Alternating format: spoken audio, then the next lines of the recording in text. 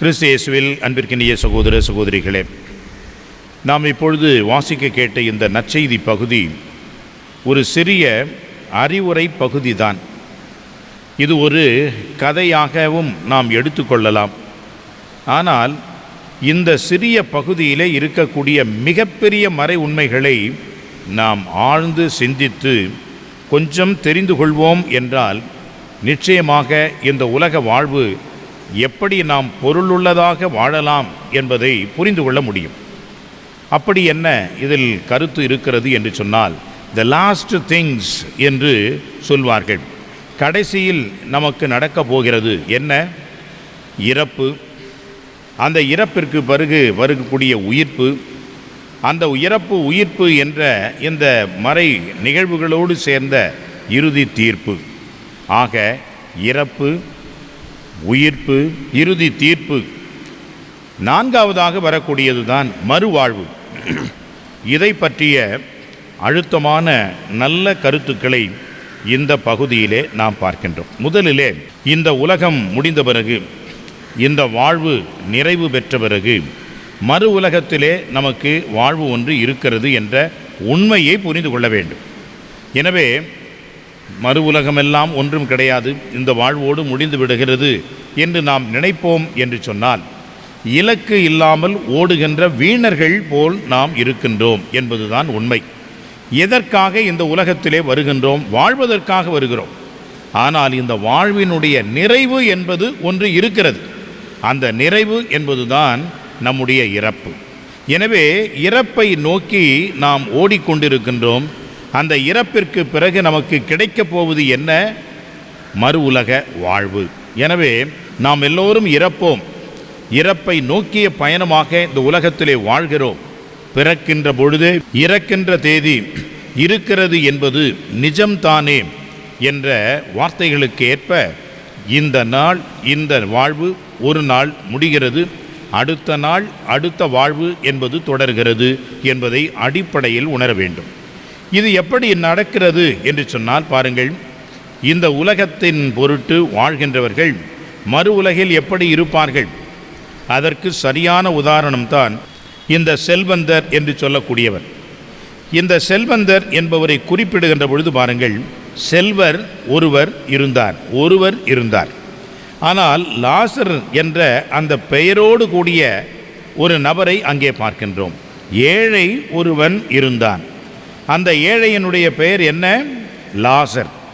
பெயரில்லாத ஒரு ஆளாக, நபராக, கடவுளின் கண் முன்பாக ஒரு கண்டுகொள்ளாத ஒரு ஆளாகத்தான் இந்த செல்வன் பணக்காரன் இருந்தான். ஆனால் இந்த ஏழை லாசர் என்ற பெயரோடு இருந்தான் என்பதை நாம் பார்க்க முடிகிறது. எனவே கடவுள் பார்க்கின்றார், யார் எப்படி வாழ்கிறார்கள் என்பதை கவனிக்கின்றார். எனவே அவருடைய இறப்பு எப்படி இருக்கிறது பாருங்கள், இறந்தான். எனவே செல்வருடைய அந்த வாயில் படியிலே அமர்ந்து இருந்த அந்த லாசர் என்ன செய்கின்றான்? அவரை வானதூதர்கள் வந்து ஆபிரகாமின் மடியிலே வைக்கின்றார்கள். ஆனால் செல்வன் இறந்தான். அந்த செல்வ பெருந்தகை எங்கே போகிறார் பாருங்கள்? அடக்கம் செய்யப்படுகிறார். பாருங்கள், அவர் இங்கே பூமிக்கு உள்ளே போகிறார். ஆனால் லாசர் விண்ணுக்கு அவர் எடுத்து செல்லப்படுகிறார். இதுதான் நம்முடைய வாழ்விலே கடைசியிலே நடக்கப் போகிற உண்மை. இது நமக்கு தெரிவிக்கின்ற ஒரு கருத்தாகத்தான் இந்த ஒரு நிகழ்வு இருக்கிறது. அன்புக்குரியவர்களே, இறந்த பிறகு என்ன நடக்கும்? இதுவரைக்கும் யாருமே வந்து எதையும் சொன்னது இல்லை. எல்லாமே கற்பனை, அவர்களுடைய தனிப்பட்ட அனுபவம். அதை பொய் என்று சொல்ல முடியாது. அது அவர்களுடைய வாழ்விலே வெளிப்பட்ட, அவர்களுக்கு தெரிவித்த ஒரு வெளிப்பாடு. அவ்வளவுதான் நாம் எடுத்துக்கொள்ள வேண்டும். எனவே இறந்து யாரும் வரவில்லை. அதுதான் இன்றைய நற்செய்தியிலே கடைசியிலே சொல்கின்றோம். இறந்தவர்கள் யாராவது போனாலும் கூட அந்த இறந்தவர்களுக்கு அவர்கள் செவி சாய்க்க மாட்டார்கள் என்று சொல்லப்படுகிறது. எனவே இறந்தவர்கள் மீண்டும் வந்து இப்படியெல்லாம் இருந்தது, அப்படியெல்லாம் இருந்தது என்று அவர்கள் இதுவரைக்கும் அதிகாரபூர்வமாக ஏற்றுக்கொள்ளப்படக்கூடிய ஒன்றாக சொல்லவில்லை. ஆனால் ஒன்று என்ன நடக்கிறது என்பதை ஆண்டவர் இயேசு இந்த நிகழ்விலே நமக்கு எடுத்து சொல்கிறார். ஆபிரகாமின் மடியிலே இந்த லாசர் இருந்தான். ஆபிரகாமின் மடியிலே அவன் இருக்கின்றான். இந்த பணக்காரன் எங்கே செய்கின்றான் என்று சொன்னால் அழியாத நெருப்பிற்கு செல்கின்றான். இங்கே தான் நாம் கவனிக்க வேண்டும். அன்புக்குரியவர்களே, விண்ணகம் மண்ணகம் என்று சொல்வது, அன்புக்குரியவர்களே, நாம் ஆபிரகாமின் மடியிலே இருக்கின்றோம் என்று சொன்னால் ஒரு இடம் என்று நினைக்க தேவையில்லை. இறைவனோடு இருக்கின்ற ஒரு பெரும் பாக்கியம், அவ்வளவுதான். நரகம் என்று சொன்னால் அங்கே மிகப்பெரிய ஒரு நெருப்பு வெந்து கொண்டே இருக்கும், அதிலே துள்ளி குதித்து கொண்டே இருப்பார்கள், இவர்கள் நெருப்பிலே வேதனை தாங்காமல் துடிப்பார்கள் என்றெல்லாம் நாம் நினைக்க தேவையில்லை. அன்புக்குரியவர்களே, அங்கே நெருப்பு என்று சொல்லக்கூடியது என்னவென்று சொன்னால் அவருடைய உள்ளத்திலே எரிகின்ற ஒரு வேட்கை தீ. அது என்ன வேட்கை? இறைவனோடு இருக்கக்கூடிய அந்த வேட்கை. எனவே தான் அந்த மனிதன் என்ன சொல்கிறான்? விரல் நுனியை நனைத்து லாசரிடம் சொல்லுங்கள், என்னுடைய தாகத்தை தணிக்க சொல்லுங்கள் என்ற அந்த வேட்கை தான், அன்புக்குரியவர்களே, நரகம் என்பது.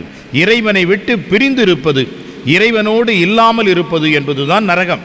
இறைவனோடு இருப்பது என்பதுதான் லாசர் அனுபவித்த மிகப்பெரிய ஒரு மகிழ்ச்சி. அன்புக்குரியவர்களே, இப்பொழுது என்ன நடக்கிறது பாருங்கள். ஆபிரகாம் சொல்லுகிறார், இனிமேல் ஒன்றும் செய்ய முடியாது, உங்களுக்கும் எங்களுக்கும் மிகப்பெரிய ஒரு பிளவு இருக்கிறது, இதை நான் நினைத்தாலும் வர முடியாது, நீ நினைத்தாலும் வர முடியாது என்று ஒரேடியாக முடித்து விடுகிறார். எனவே தான் அன்புக்குரியவர்களே, இறப்பிற்கு பிறகு ஒரு சில கருத்துக்கள் சொல்லுவது போன்று மீண்டுமாக மறுபிறவி எடுப்போம், நாம் இப்படியெல்லாம் பிறப்போம் அப்படியெல்லாம் பிறப்போம் என்பது விவிலியத்தினுடைய போதனை அல்ல. ஒருமுறை நாம் இறந்தோம் என்று சொன்னால் மறு உலக வாழ்விலே இறைவனோடு இருப்போம், அல்லது இறைவன் இல்லாத ஏக்கத்தோடு கடைசி வரைக்கும் துடிப்போம், இதுதான் சொல்கிறது. இப்படிப்பட்ட ஒரு நிலையிலே நாம் எப்படி வாழ வேண்டும், எதை நோக்கி செல்ல வேண்டும், நாம் யாரிடம் இருக்க வேண்டும் என்ற எண்ணம் நமக்கு இருக்கும் என்று சொன்னால், அன்புக்குரியவர்களே, நிச்சயமாக நல்ல வாழ்க்கையை நாம் வாழ்வோம். மனதிற்கு ஏற்ற முறையிலே நாம் இருப்போம், மனசாட்சிக்கு பயந்து நாம் இருப்போம், பிறருக்கு உதவி செய்கின்ற உயரிய உள்ளம் நமக்கு இருக்கும். எனவே தான் ஆண்டவர் சொன்னார், மறு உலகில் மகிழ்வீர்கள் லாசர், மறு உலகில் நீங்கள் சிரிப்பீர்கள் லாசர், மறு உலகிலே உங்களுக்கு இதையெல்லாம் சேர்த்து கொடுக்கப்படும். எல்லாவற்றையும் அந்த லாசர் பெற்றுக்கொண்டான். அந்த லாசருடைய பெரும் பேறு நமதாக வேண்டும் என்று நினைப்போம். இதற்காக அருள் வேண்டி செபிப்போம். நாமும் இறை அருளை பெற்றுக்கொள்ள திருப்பலியிலே தொடர்ந்து பங்கெடுத்து மன்றாடுவோம். ஆமென்.